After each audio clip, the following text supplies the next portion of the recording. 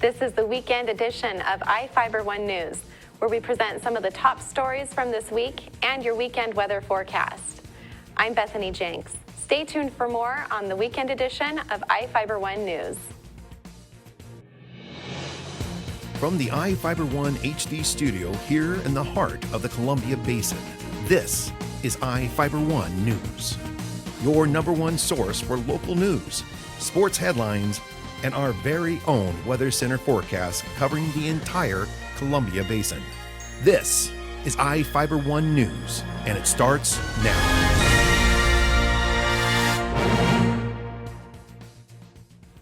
One of our top stories for this week was about a hearty lesson from the Seattle Science Foundation. Here's Jeff Chu with the story. Quincy third graders became junior scientists on Tuesday at Pioneer Elementary School.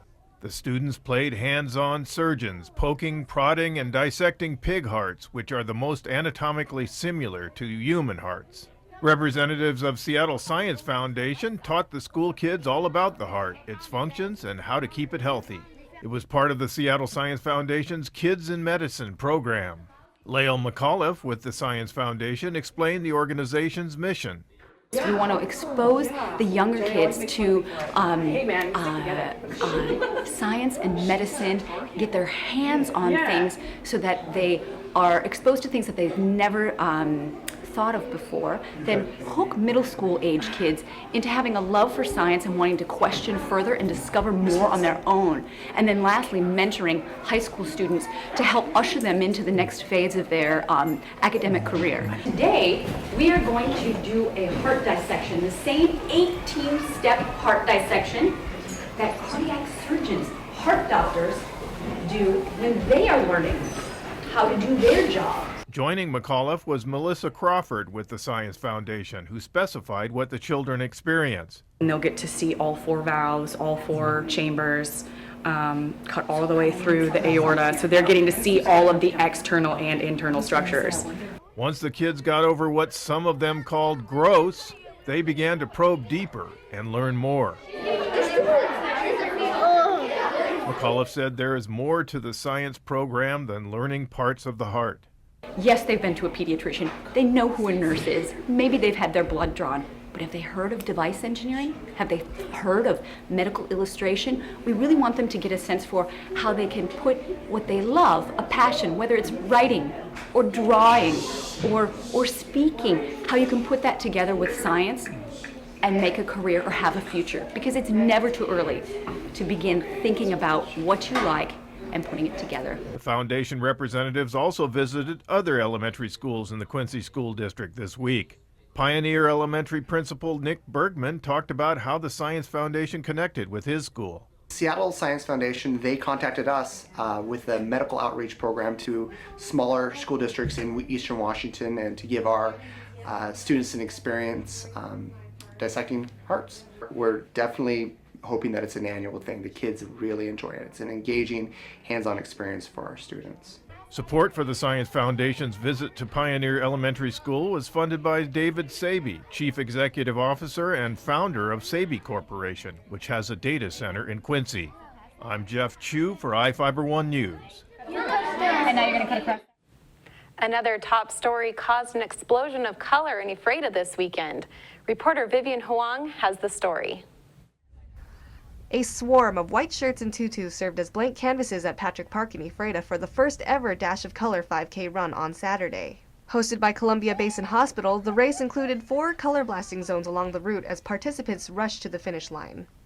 For me personally, it was nuts, but for everybody else, I've heard nothing but great things, and everybody has said that they wanted to see it again and do it again, so I think everything went really well and I'm really pleased.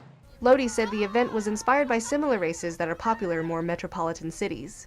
All proceeds benefit Columbia Basin Hospital. No, we have our remodeling pretty much done for.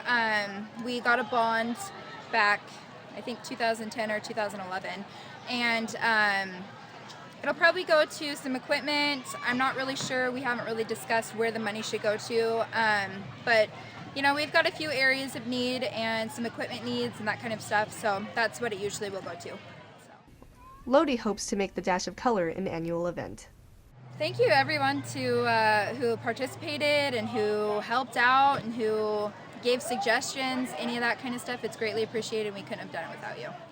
For iFIBER One News, this is Vivian Huang. Gavin Syme took to the streets to protest the Ephrata police and government. Here with the story is Cameron Probert. Gavin Syme took his complaints about government to the Grant County Courthouse lawn Tuesday. About 40 people gathered to listen to the candidate for the U.S. House of Representatives as he argued people should become more involved. The protest came after Syme released a video showing a confrontation with Ephrata police. Syme told the crowd the county violated state law for about 20 years by not having a lockbox for guns inside the building containing the Grant County District Court. The county now has a lockbox installed in the building. Syme said his tactics made the county follow the law. Syme ended up bringing the crowd to the Ephrata City Hall to challenge an alleged trespassing notice preventing him from going to the police station. The crowd met with City Administrator Wes Crago and Mayor Chris Jacobson outside of City Hall, where they demanded the officials fire Police Chief Mike Warren. Jacobson told the crowd he doesn't intend to fire Warren. For iFIBER One News, this is Cameron Probert reporting. Thanks, Cameron. Now we take a look at individuals wanted by the Grant County Sheriff's Office. This is Sheriff Tom Jones with the Grant County Sheriff's Office. Each of the people you see here have a warrant for their arrest. If you see any of these people, we ask you do not attempt to detain or apprehend them, but call us at 509-762-1160 or send us an email at crimetips@co.grant.wa.us. If the person is presenting a danger, call 911. With your help, we can bring these people to justice and make our community safer. We will be right back after this.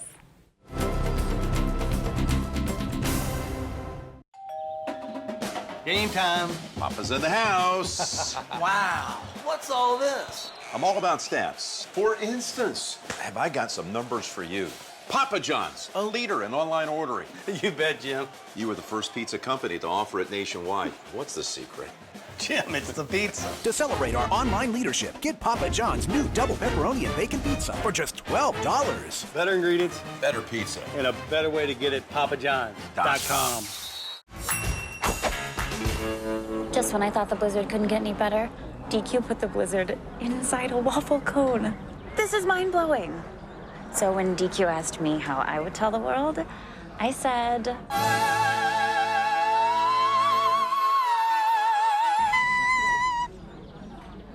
Sounds better in Italian.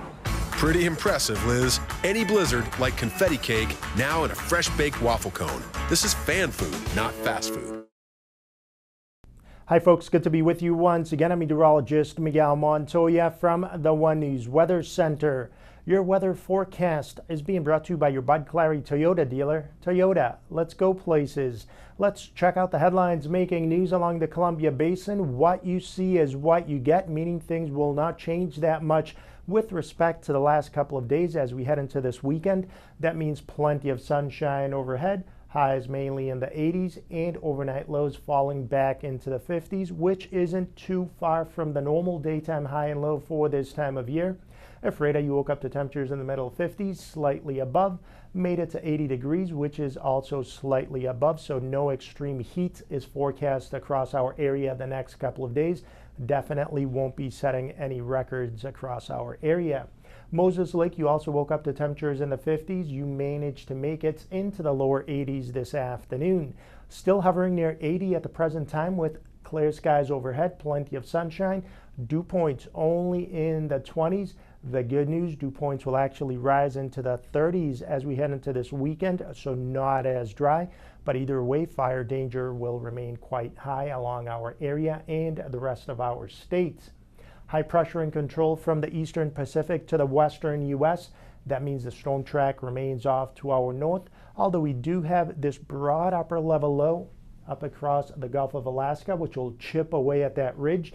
And that means by early next week, we will have more of a zonal flow, pretty much meaning west to east, and that will increase the probability of rain, or at least increase the cloudiness during the second half of the new work week ahead. But in the meantime, let's worry about this weekend's forecast, which will feature plenty of sunshine, partly to mostly sunny skies statewide. Temperatures 70s and 80s, including along the Yakima Valley, although the Yakima Valley into places like Wenatchee, winds may be a little bit gusty this weekend, so any new fires that do develop could spread rather quickly. Ephrata, you're looking at temperatures in the middle 80s on Saturday afternoon. And as we take a look at your extended forecast, like I said, what you see is what you get. Very little change as we head through the first part of the new work week ahead. Temperatures mainly in the 80s, 50s overnight, although maybe Monday morning right around 60 as you head back to school or work. And we will see an increase in the cloudiness from Wednesday on out, although the probability of rain remains fairly low. This weather forecast was brought to you by your Bud Clary Toyota dealer. Toyota, let's go places. Now, as usual, we will be right back with sports. Hi, Jan. Welcome to the Toyota Time sales event. We're looking for something safe with a really smooth ride. He's a very light sleeper. Oh, the Camry's safe and has a smooth, comfortable ride. Oh, the Camry's perfect. And you're in luck. It's Toyota Time, so it's a great time for a great deal. Yes! You can lease a new 2014.5 Camry for $209 a month for 24 months with Toyota Care, our no-cost maintenance plan with roadside assistance included. Plus, get $1,000 bonus cash. Toyota, let's go places. Bud Clary Ford Honda is proud to be an automotive leader in our area. Since opening our doors over 54 years ago, we have kept a firm commitment to our customers. We offer a wide selection of vehicles and hope to make the car buying experience as quick and hassle-free as possible. You can trust that we will get you into the car or truck of your dreams. Bud Clary has an experienced and reliable service and parts department that is open extra hours to help fit our customers' hectic schedules. Come for a test drive today at 1200 South Pioneer Way. We are a proud supporter of Columbia Basin Athletics.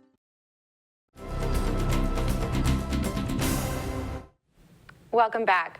Our next story is about how well local athletes performed at the state track meet over the weekend. Here with the story is Sean Wells. Big crowd on hand for the 2A through 4A track and field state championships at Mount Tahoma High School. With beautiful Mount Rainier in the background, Ephrata's Jonathan Green got things started with a first place finish in the 2A 100 meters. Jonathan set a new state record in the 100 with a time of 10.61 seconds. Feels great, man. I couldn't really explain to you how I felt. I still got 2 more races to go and all, but and I just got that one in the bag. Already feels like I'm off to a good start. Jonathan's Ephrata high school teammates couldn't be happier to congratulate the new record holder. One down, man! In the 300-meter hurdles, Moses Lake's Alicia Overland broke her school record with a time of 43.6 seconds, placing 3rd overall in state. Alicia and Jonathan said the big crowd helped motivate them to historic finishes. It's so nice. It's like huge compared to what we've all been at, so it's like the pressure's on and everything, but it's just fun to know all your friends, teammates, everyone's cheering you on, and everybody's out there, and just even hearing the crowd scream, even for the other teams, it just gets it going faster. I love it every year. Yesterday wasn't really that nerve-wracking, but today's always a nerve-wracking day, and I hate it, but then when it's all over, it's all worth it. In the field events, Ephrata senior Jacob Laird took first place in the 2A discus throw, while Moses Lake sophomore Heather Carbon broke her school record in the 4A pole vault with this vault. Abby! It feels really good. I'm super excited. I wanted to do more, but I'm just happy that I'm here. Isaiah Brandt Sims of Wenatchee finished his high school career on a historic note, being the only athlete in state history to finish first in the 100 and 200 meters all 4 years of his high school career. For iFIBER One News, Sean Wells. The Quincy High School boys soccer team celebrated its first championship Wednesday morning. The Quincy High School boys soccer team celebrated during a school assembly for winning their first state soccer championship in school history. The team fought through many ups and downs during the season, finding out early on that legendary head coach Tom Turner would need to take the season off as he underwent treatment for brain cancer. As the Jacks rallied around Coach Turner, they came closer as teammates, helping them achieve their goal. We knew that we had a good team, but what really sucked is that we didn't have all that chemistry. And as soon as the season started going off and we started playing together, it was amazing because As soon as all of us stopped caring about who got the credit, that's when we became champions because we worked as a family. New head coach Arturo Guerrero had to make some tough decisions throughout the season, trying to keep his team focused on winning the championship. So there was a couple times when we had to make some changes, and I think at the end that made us stronger. Star player Francisco Alejandra scored the winning goal in the state title match with a broken toe in his left foot. His championship cleats will be retired and forever honored by Quincy High School. Because the minute that he scored the goal, he went down. He went literally on the ground. I had to go in and carry him off the field, but he wanted to score so bad. To me, he almost made me cry right there when I went inside the field and said, "Coach, I wanted to score." As the celebration continued, the team honored their true motivation, Coach Turner. And we knew that he was with us in spirit, and we played for him. It was great. It was a great ride. You never know, I might be back in 2 years.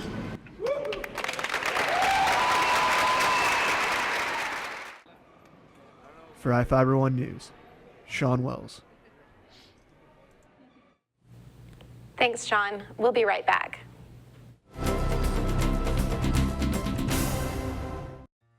Hello, my name is Cheryl Kono. I am your local iFIBER Farmers Insurance Agent. Here at Cheryl Kono Insurance Agency, our customers always come first. We don't just work here, we live here. Please stop by the office, call, email, or Facebook me for a free auto, home, life, business, or farm and ranch quote today. We are insurance. We are farmers. Come in for a free quote today. We are farmers. Bum, ba-dum, bum, bum, bum, bum. We believe. We believe in home and all the magical things that come with it. We believe in living rooms with forts made from sofa cushions and blankets. We believe in the man cave, the woman cave, and finally, we believe that our calling in life is to find the home that's perfect for you. Coldwell Banker, fulfilling dreams for over 100 years.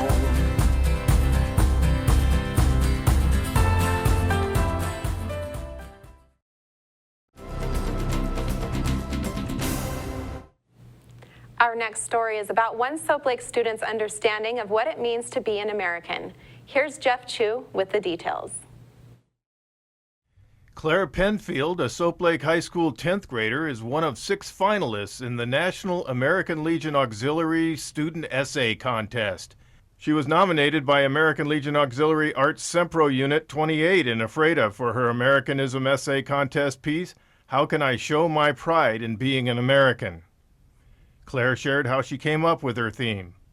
Naturally, I thought like everyone else about writing it. You want to write about community service or something, or volunteering, or just honoring the veterans on Veterans Day.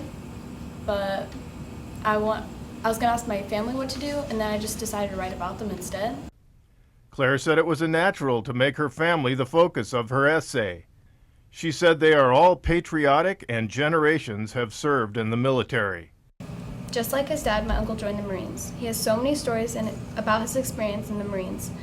He said that it made him into a respectable man, taught him life skills, in hopes that someday others will feel the same.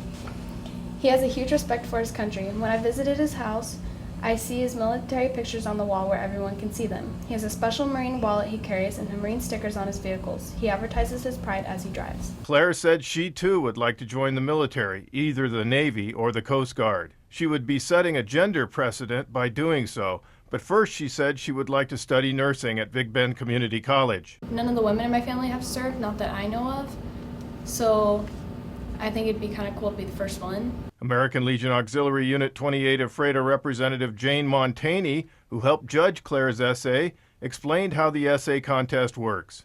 The Americanism Essay Contest is something that is put on by the American Legion Auxiliary every year. We receive the title from our national organization. Somebody back there comes up with the concept, and it's usually something that's designed to make children think.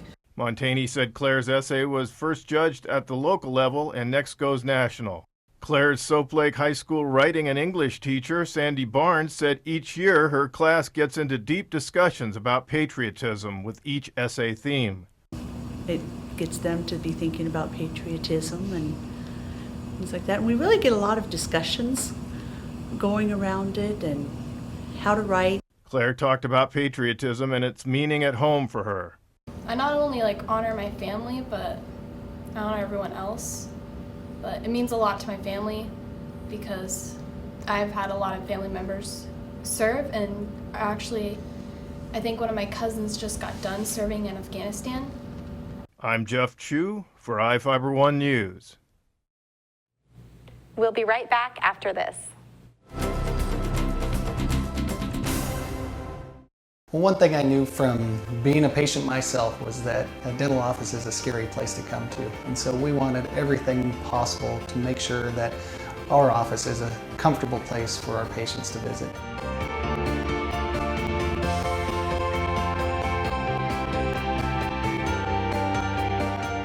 The patients that I have, my clients, have made me a part of this community, and we want to give back in every way possible.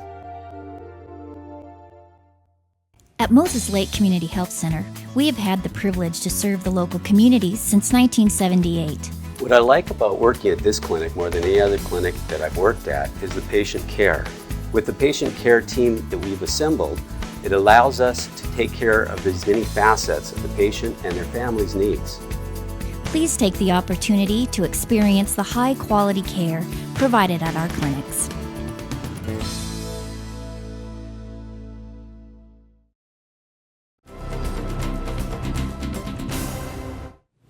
The next story is about how the Port of Quincy plans to preserve access to Ancient Lake Trail. Here's Jeff Chu with the story. With its panoramic views of the rugged Columbia River Gorge, desert waterfalls, deep coulees, small and large lakes, and wildlife, the Ancient Lake Trail is a popular place. The Port of Quincy commissioners see a private land purchase as a way to preserve recreational access to state and federal lands at the end of Grant County's Ancient Lake Road, southwest of Quincy. Port commissioners, hearing positive support for their proposal to purchase 87 acres of farmland from Dave and Jean Bishop, initiated a $1 million purchase agreement with the Bishops. Closing on the deal is slated for April 2015. The port applied for grant funding from the Washington Wildlife and Recreation Program and the Federal Land and Water Conservation Fund. Port Commissioner Kurt Morris approached Dave Bishop with the idea. Dave has been looking to sell the property, and then the thought came up is that there's a tremendous amount of people down there, and one of the port's components and mission statements is tourism. So with that tourism component, I did go down, and there was over 100 people down there the day that I was there. I mean, some backcountry horsemen, some day hikers, some mountain bikers, and it's kind of like, what would happen if a private entity bought it and closed it off? Then the gateway is closed off, and that's where we came up with the idea. Maybe that's something that the port should take a look at. The acreage has been owned by Dave Bishop's family since 1951, a time when wild horses still roamed the area. Today, Bishop grows alfalfa on the land and also leases it to Ryan Patrick Vineyards, which grows wine grapes there. Bishop showed the property's general boundaries. The property already has a recreational user parking lot at the end of Ancient Lake Road and other trailer parking nearby, which Bishop helped the state develop. There's multiple uses, actually. Last weekend we hosted 35 kids from University of Bellingham. It's a Western University of Bellingham. It was a geology and a geography class, 2 professors and all their kids. The one professor's been coming here for 12 years to dig holes and look at the geology. Backcountry horse people are here all the time. Some were here yesterday. On any given weekend, there'll be 20, 30 horse trailers parked out here. And again, it's a trailhead for this public property. It's about the only way to get out on there, other than a little parking lot down here at the mouth of Ancient Lake. And there's very limited amount of room there, maybe 20, 30 cars, and the horse trailer's got nowhere to go. The Bishop's house was built in 1980 and is expected to remain as an interpretive center overlooking the Columbia River and a spring-fed lake brimming with wild birds. I'm Jeff Chu for iFIBER One News. That wraps up our weekend edition. iFIBER One News will be back on Monday at 5 p.m. with the latest news from around the Columbia Basin. Thank you for watching.